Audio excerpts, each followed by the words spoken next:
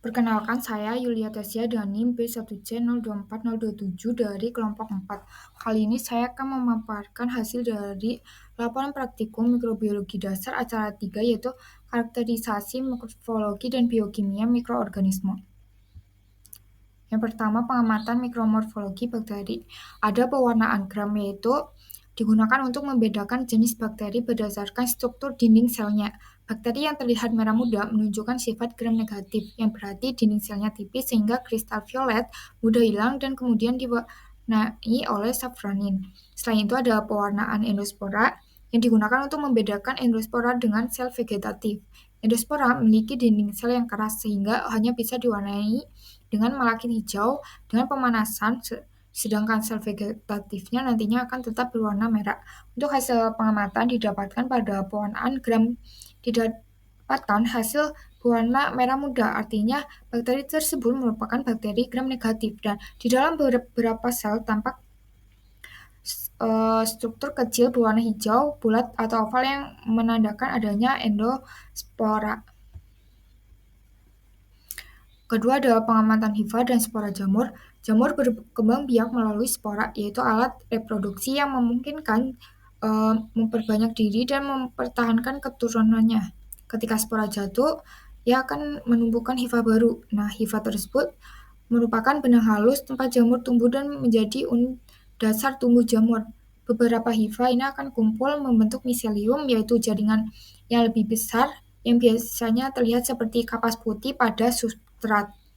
Di dalam hifa ada septa atau dinding melintang yang membagi hifa menjadi beberapa sel, namun tetap memungkinkan isi sel bergerak melalui pori-pori. Nah, jenis hifa ini ada yang bening atau transparan, disebutnya hifa hialin, sehingga di bawah mikroskop tampak jernih.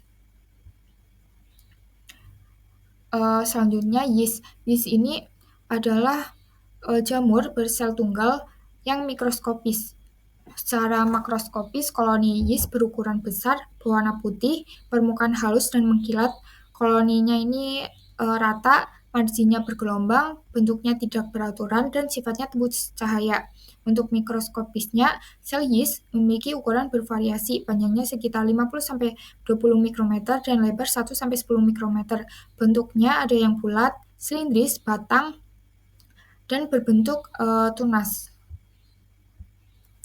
Selanjutnya ada Actinomycetes, yaitu bakteri gram positif yang dapat hidup sebagai fakultatif anaerob maupun aerob. Secara makroskopis, Actinomycetes ini berukuran sedang dengan permukaan berbubuk dan marginnya rata.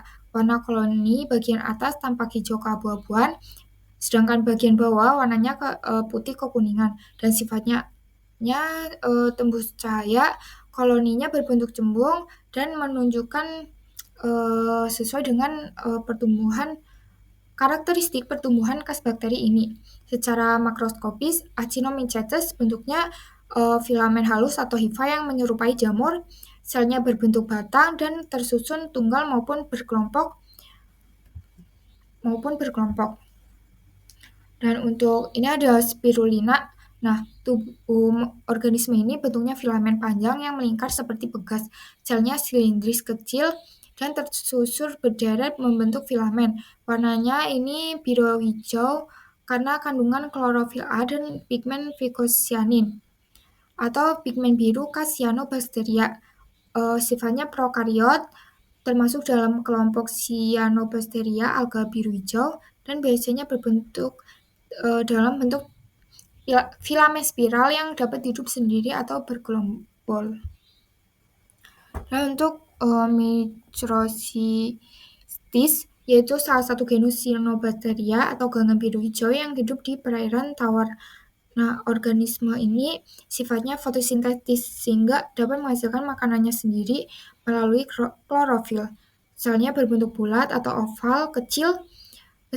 Meski kadang terlihat tunggal, sel ini lebih sering membentuk koloni yang berkelompok. Warnanya biru hijau akibat kombinasi klorofil dan pigmen vicocyanin, dan biasanya koloninya dikelilingi oleh lendir. Namun tidak selalu jelas terlihat di bawah mikroskop cahaya. Dan protozoa ini merupakan hewan uniselular atau bersel satu dan eukariotik, tidak berklorofil atau heterotop, hidupnya di air atau di tempat yang lembab. Nah, biasanya bergeraknya itu menggunakan pseudopodia, silia, atau flagella. Nah, reproduksinya aksesual melalui pembelahan biner, meskipun beberapa jenis juga dapat bereproduksi secara seksual. Hidupnya bisa soliter atau membentuk koloni sederhana tergantung spesies dan kondisi lingkungan. Ada uji katalase. Nah, pada pengamatan, eh, uji katalase pada bakteri aerobik dengan H2O2 menghasilkan gelembung udara yang menandakan bahwa bakteri ini memiliki enzim katalase yang berperan melindungi sel dari keracunan oksidatif dengan menguraikan hidrogen peroksida menjadi air dan oksigen. Untuk oksidase, terjadi perubahan warna menjadi biru kehitaman. Hal ini menunjukkan bahwa bakteri tersebut mengandung enzim sitokrom C oksidase yang berperan dalam proses respirasi aerob. Untuk uji motilitas, ini pada pengamatan ternyata non-motil karena bakterinya hanya terlihat sepanjang garis tusukan dan tidak menyebar ke medium di sekitarnya. Artinya sel-sel bakteri tetap berada di jalur inokulasi dan tidak melakukan difusi ke bagian lain dari medium. Dan ini ada daftar pustaka yang saya gunakan. Sekian, terima kasih.